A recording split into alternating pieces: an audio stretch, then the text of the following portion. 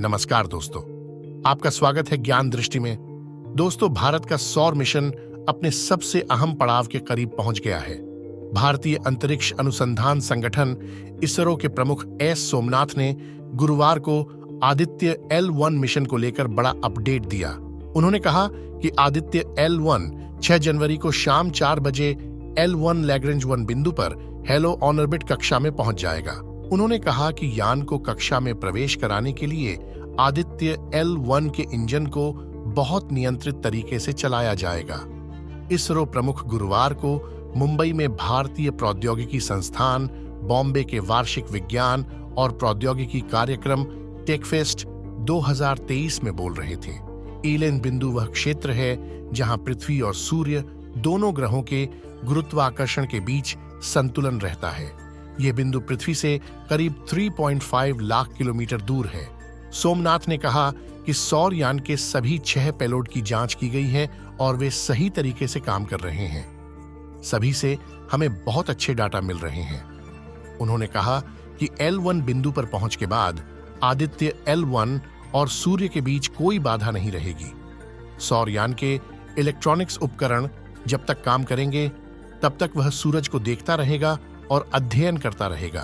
उन्होंने उम्मीद जताई कि इस सौर मिशन के अपने गंतव्य पर पहुंच जाने के बाद सूरज के वातावरण, इस पर उठने वाले चुंबकीय तूफानों और धरती पर इसके असर के बारे में विस्तृत अध्ययन किया जाएगा। अंतरिक्ष यान कोरोनल मास इजेक्शन CME और अंतर्ग्रहीय चुंबकीय क्षेत्र जैसी विभिन्न घटनाओं की जानकारी भी जुटाएगा। इससे न सिर्फ भारत बल्कि दुनिया भर के वैज्ञानिक समुदाय को महत्वपूर्ण आंकड़े मिलेंगे। भारत के चंद्र मिशन चंद्रयान 3 के बारे में उन्होंने कहा कि 14 दिनों तक पूरी सक्रियता के साथ आंकड़े एकत्र करने के बाद प्रज्ञान रोवर चंद्रमा की सतह पर गहरी नींद में चला गया।